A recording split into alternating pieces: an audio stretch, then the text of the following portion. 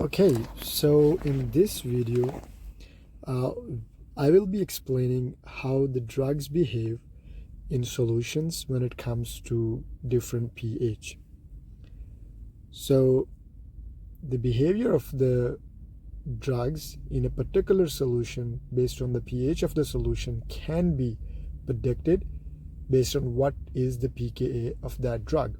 And as we know now, because the pKa is the characteristic of a drug, whereas pH is a characteristic of solution, right? So first of all, I'll give you a basic understanding, which obviously you can calculate based on Henderson-Hasselbalch equation. But in order to just put something into your memory bank that would help you in different exams and in the understanding of the drugs right off the bat without using the equation, will be really useful. So in our previous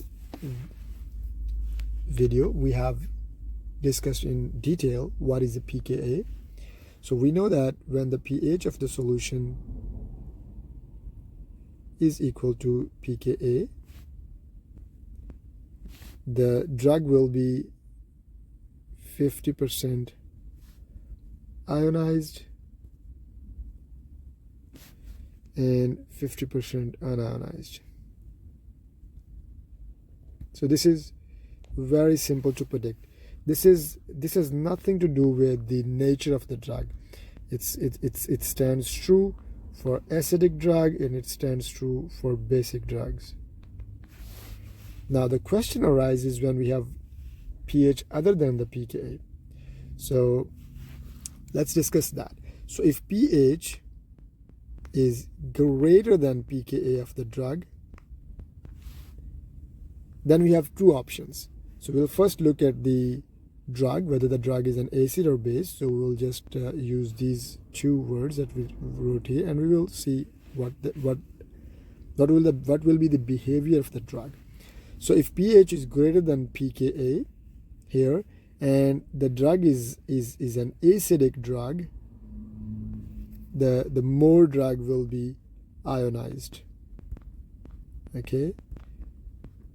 Whereas if pH of the solution is less than pKa of the drug and the drug is an acid, then more of the drug will stay in the unionized form. A very simple trick to remember that is, we know that acidic drugs have a low pH, right? Acid is a low pH, is associated with a low pH, right? And when the pH of the solution is higher, then that means that acid is being challenged, because the acidic pH is being challenged. So that means that drug would become more ionized. So this is just to kind of help you memorize like when the acidic drug will be more ionized and when it will be more unionized. So when the pH of the solution goes above pKa, then, and the drug is an acidic drug, we'll have more acidic drug ionized because it's been challenged with a high pH. On the other hand, if the pH is less than pKa and the drug is an acidic drug, the more drug will be unionized, because now it's kind of staying at home, no challenge, nothing, so the drug will feel safe and it will stay unionized. So now let's talk about the basic drug. So basic drug the behavior of the drug who is basic in nature would be opposite to that of the acidic drug. So when pH is higher than pKa, while the acidic drug is more ionized, basic drug will be more unionized,